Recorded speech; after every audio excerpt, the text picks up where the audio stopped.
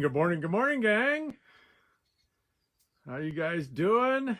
This is like episode maybe 200 of Daily Dose of Salt. If you're new to following me, every morning I go live, 6:30 Hawaii time, 9:30 Pacific, 12:30 Eastern time, and give you a little piece of my mind, which normally is like a little bit of fresh salt air. But as you can see, I'm in the foothills of California. I have a little off-the-grid solar man cave ranch here where I come to hibernate. And so I'll be here for another couple weeks before I go back and give my honey a big hug. But this morning I want to talk to you about teams.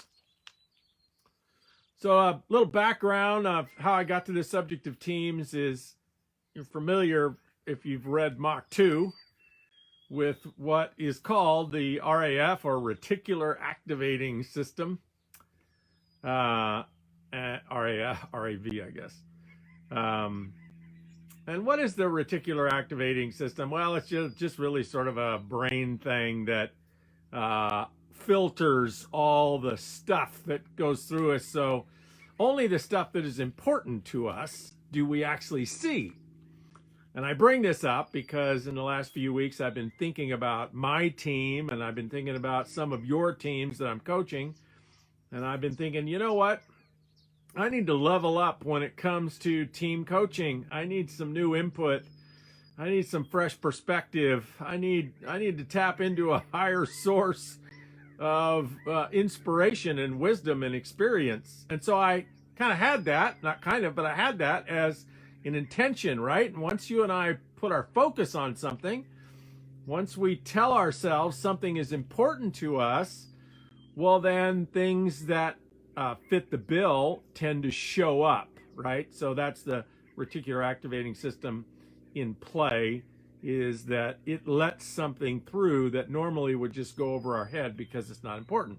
All that to say, about a week or two ago, I don't remember, I saw something, I don't know where I saw it, but I kind of think I saw it on social media, maybe LinkedIn, maybe Facebook, I don't remember, but basically it was an ad from this coaching group called the McKay Group, which I was not familiar with, that said, hey, free 90-minute Zoom coaching call with Keith Ferrazzi. And Keith Ferrazzi is, like one of the most world-renowned experts on team coaching, Fortune 100 people, best-selling author, hangs out with Peter Diamandis. And of course, I don't have any idea who Keith is. Never heard of him, never met him, never listened to him. So, boom, I thought, okay, hey, I'm going to listen to this webinar. So it's kind of funny. So Susie, my assistant, put it on my calendar this morning, 7 o'clock, got this Zoom with Keith somebody and McKay somebody. And so I kept asking her, I said, who are these people? What is this Zoom I'm getting on? Why am I getting on this Zoom? Because I didn't have enough context to remember that I signed up for it.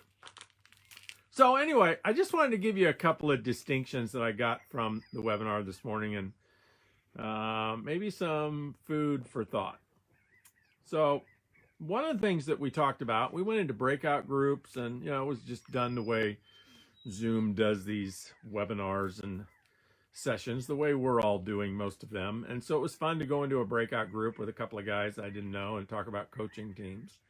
And one of the distinctions that I was reminded of in this session for you all to just think about is when it comes to investing, and I mean investing money, time, energy, investing in ourselves in like a growth curve, teams is often the coaching of teams, and teams as an entity. One of the things I like that Keith says is that teams are the entity. They're the asset. They're the entity that's the most important entity in the business, the team itself. So we tend to think of teams as people, and we want to think of teams as people, but he was encouraging us to think of teams as an asset in the business. Like, we would think of a business that has products, and it has a building, and it has, maybe production machinery, and it has marketing strategy, and it has a brand, and it has talent, right?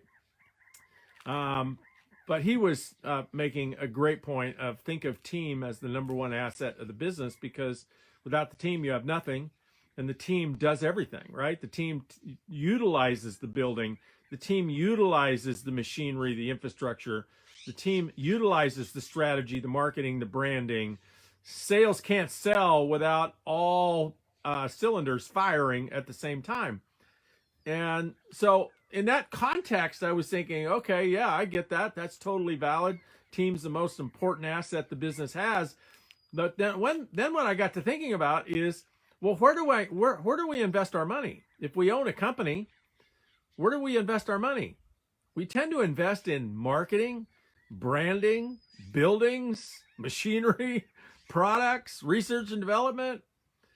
But I wonder, I don't know for sure, but I wonder, where does investing in the team fall in that sequence? And I'll bet in most companies it's pretty far down on the list. And so I got to thinking, well, why is that? Why do we invest so little in teams? And well, maybe because we don't know that much about the technology of coaching teams. Maybe we're not clear about the upside. Maybe our ego gets in the way. Like this one really jumped out at me, is like, maybe this is the biggest reason we don't invest in teams, is whoever's going to make the decision to invest in teams. Maybe their ego is in the way and they don't want to look bad in front of their team by bringing in an expert from afar who's going to coach the team. And this made a lot of sense to me because I've had a lot of experience bringing in outside coaches, outside coaching companies to coach my teams, my corporate teams, and my sales teams. It's just something I was naturally inclined to do.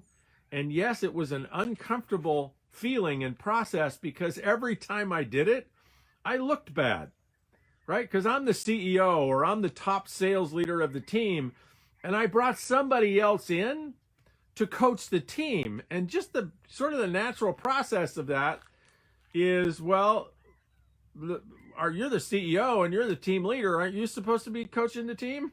Well, yes, you are. Or maybe you're just supposed to be leading the team. And maybe part of leadership is bring somebody in that's better than you, because all of us have people that are better than us, right?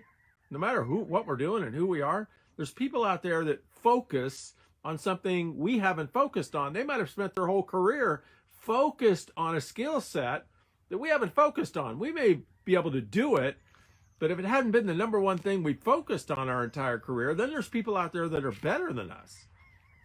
And so I sense that there's not supposed to be people that come to my house. Sierra Tell's here to fix my internet. I forgot. Anyway, say hi to Sierra Tell. So I'll wrap this up, but I just wanted you to think about that. Like, think about teams as the number one asset. Think about your ability to get out of your own way and invest in taking your team to a higher level. And I know a lot of you that are following me do that, and that's why you follow me, because some of you let me have access to your teams and leveling up your teams that way. And I'm honored and I appreciate that immensely. But look beyond what you're doing with me and just maybe look at the questions like, what's the upside of having your team get in harmony and reach their full potential? And what would happen to your business if you 10x'd your team? I guess that's a wrap today, because I'm going to be intruded on. I'll see you tomorrow.